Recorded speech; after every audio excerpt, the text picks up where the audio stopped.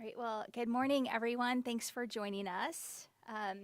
As you heard me in the State of the State talk about the Arizona Promise, and we can't restore the Arizona Promise until every Arizonan feels safe in their community. As a social worker, I have seen drugs upend people's lives, upend communities. We've all seen the devastating effects. Increase in fentanyl has wreaked havoc in our state and across the country. Countless communities have been ripped apart because of this epidemic. Ashley Dunn is someone who was a victim of the fentanyl epidemic, and she lost her life at 26 years old. Her parents worked really hard to pass the Ashley Dunn Act, which provides more accountability and tools for law enforcement to go after dealers. And I was proud to sign that bill into law, and when I did that, I had the chance to meet her parents. And you could tell that they're still reeling from the loss of Ashley. Our law enforcement officers in DPS work really hard to help stop this crisis. And I lost my remarks. The brave men and women of the Department of Public Safety who stand here today play a major role in keeping our state safe. That is exactly what they have done here, and the numbers prove it. The amount of fentanyl pills seized by DPS has increased exponentially from 89 pounds in 2018 to 2,647 pounds in 2024. And in just a 3-month period last year, DPS helped seize 6,500 pounds of illicit drugs. Whether it's traffic stops or drug busts, DPS has been laser focused on getting these drugs out of our communities. And there really is no way to quantify the lives that have been saved by these efforts. How many families have stayed intact because of these actions? And that's why I'm fighting for a 5% pay raise for our frontline law enforcement, including DPS troopers and state police.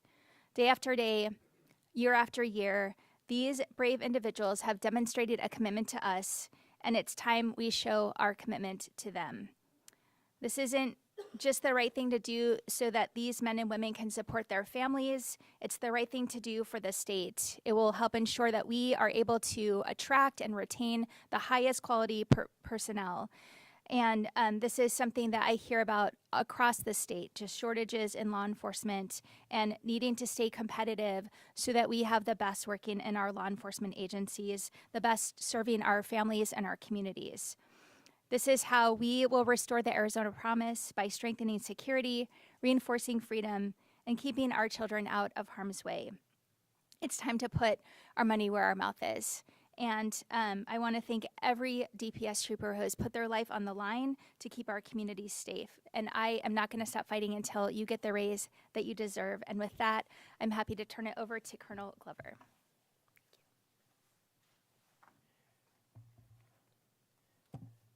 Thank you, Governor Hobbs. Thank you for your leadership. And I also want to thank all of our media partners for being here today. To be able to highlight some of the work that's being done by our troopers out in the field. They've done some exceptional work. And so I just want to thank you for really being able to highlight and publish this and put it out to our community. First, I also want to thank our troopers for the work that they are doing out in the field. They continuously and tirelessly go out on a day-to-day basis, making stops, making arrests, holding those accountable that are committing illegal criminal actions. And so I want to thank them for all of their efforts as well. As law enforcement, our mission is to provide public safety for the state of Arizona, fighting the flow of illegal narcotic drugs. In Arizona, this is a top priority for us. It's a top priority for the Department of Public Safety. And I can't stress enough the importance of the mission, which is fundamental in protecting the safety and the health and the welfare of our Arizona communities. The results of what you see here today represents a united effort of our organization, working across all divisions in unison combating drug trafficking. And as you can see here today, there's a lot of work and a lot of effort that has been put in to us going out and combating illicit drugs. The results of this collaborative effort shows that we are working together with all of our partners, state, working with local and county and federal. And that work is something that we don't take for granted. We have a lot of gratitude for the partnerships that we have and the relationships that we've built going out and essentially working side by side, hand in hand, combating the effects of illegal drugs in our community. And I also want to say that most everybody has had an instance where they've either had a loved one or somebody that they know that have been impacted by illegal substances in this community. And we're here to still fight that fight and continue our mission in being able to take these drugs off the street. We're here to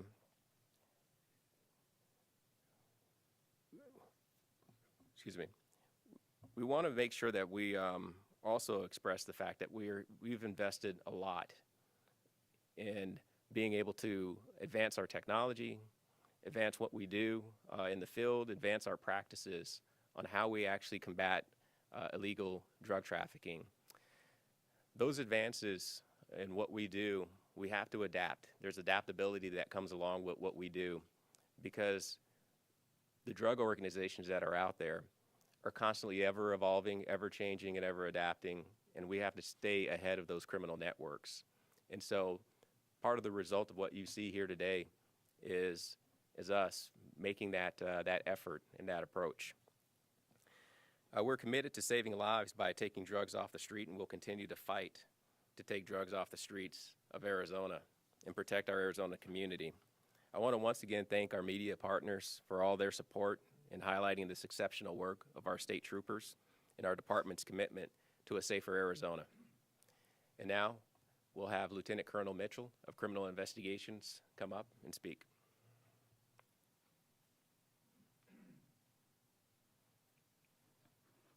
Thank you, Colonel Glover.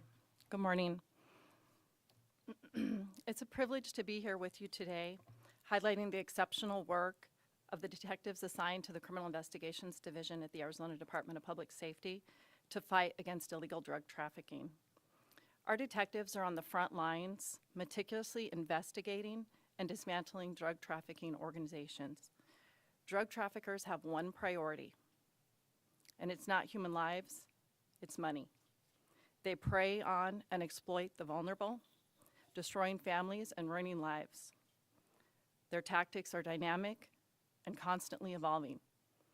Detectives adapt continuously to stay ahead, gathering and leveraging intelligence, executing covert operations, and building cases that directly lead to arrests and network disruptions.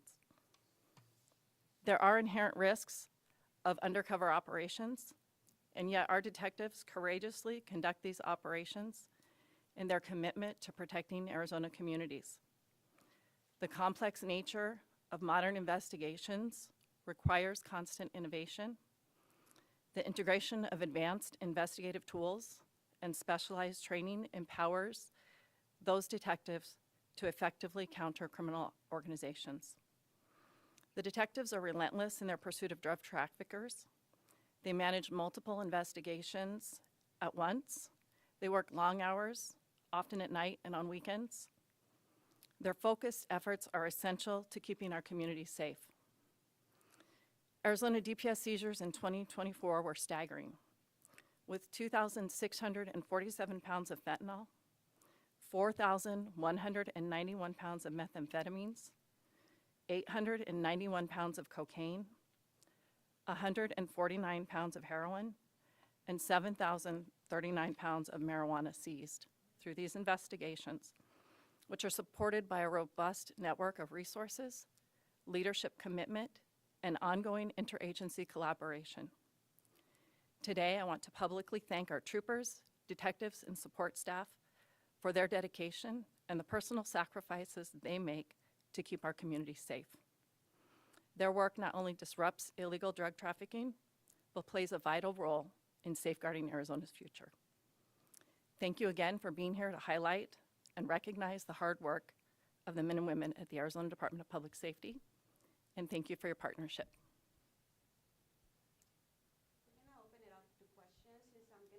be going to give you the microphone. I'm going to start from here, and then I'll go down to you, Howie, the last question. You do whatever you have to do.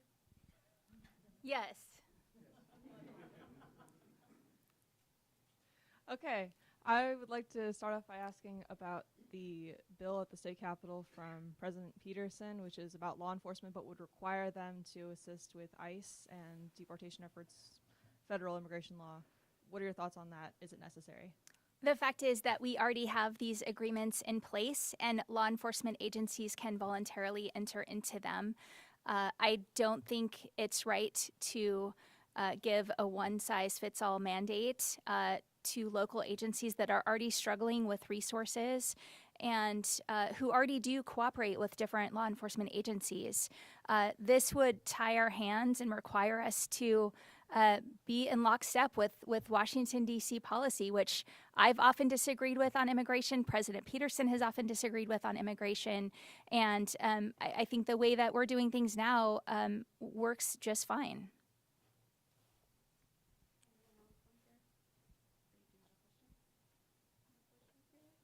Question here. Questions here. All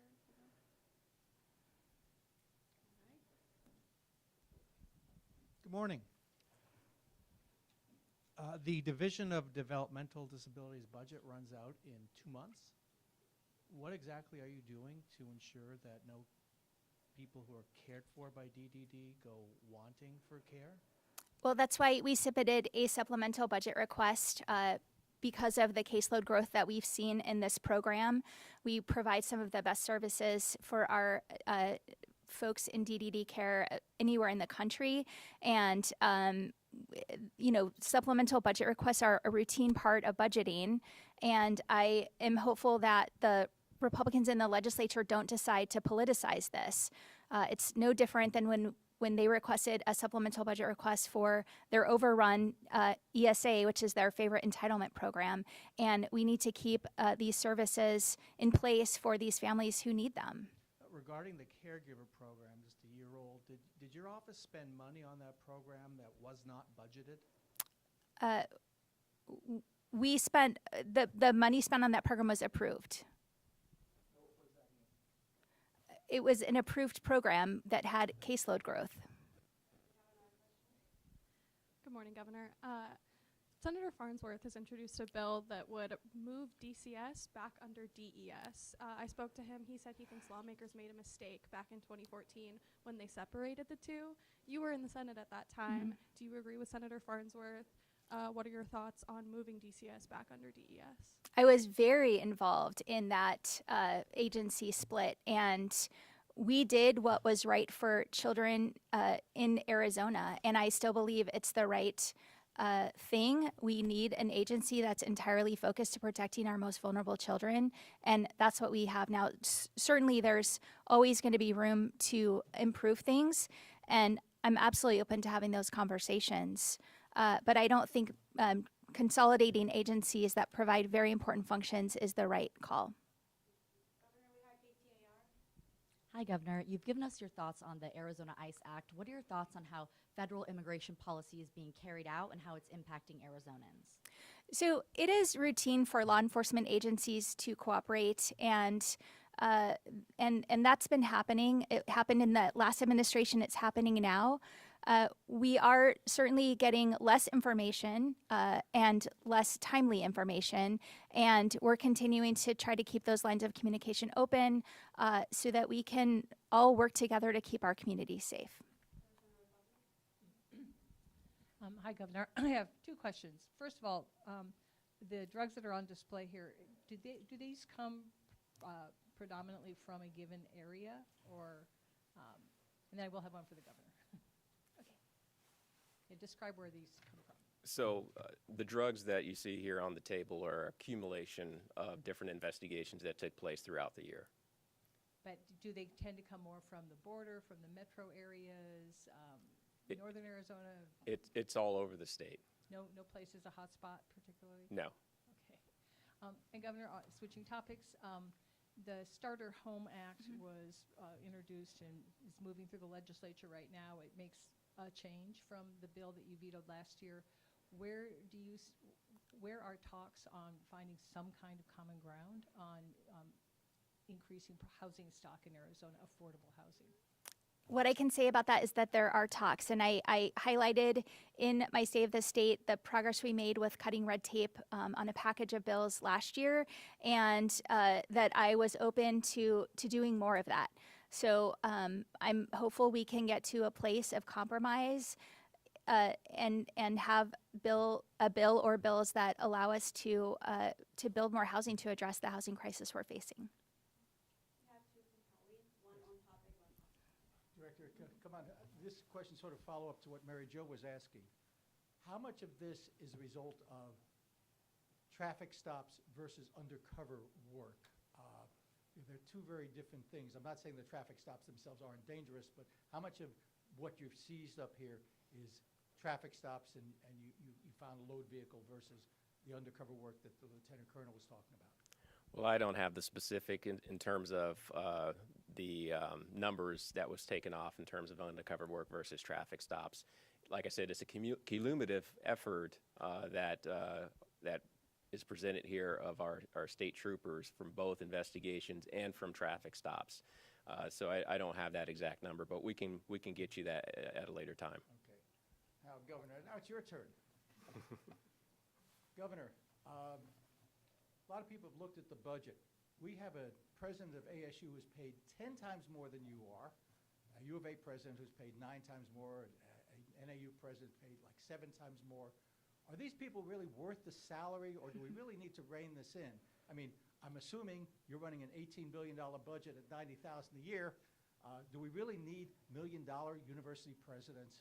You know, I support cutting out expenses that we can wherever possible. I don't know that, and I'm assuming you're talking about a bill that's moving to cap university president salaries.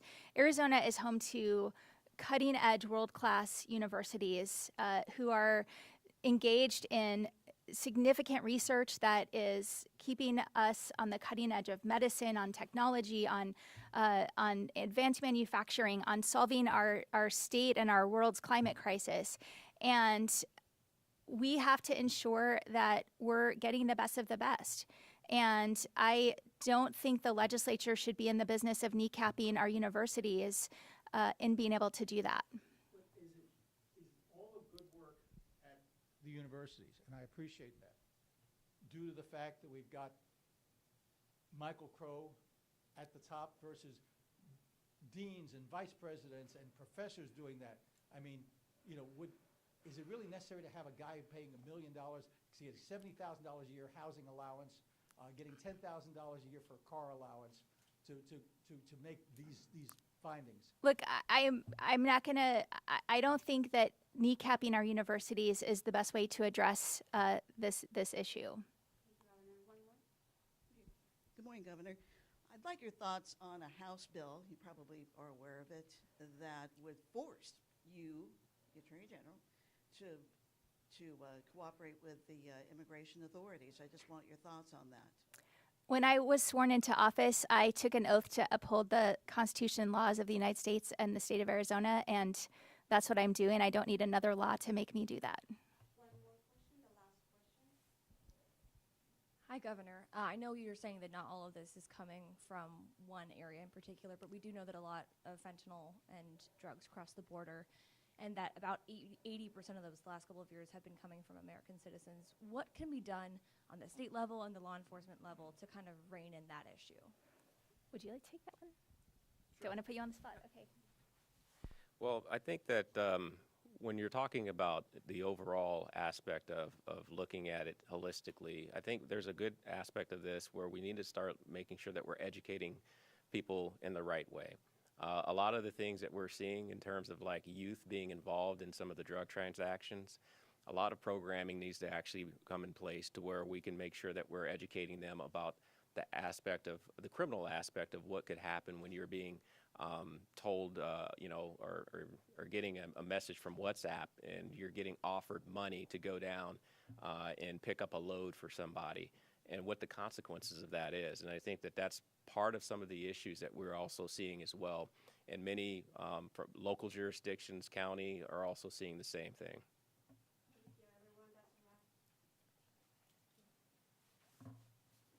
Thanks. Recreational chemistry use while in college? I didn't use any. It'll be just between us.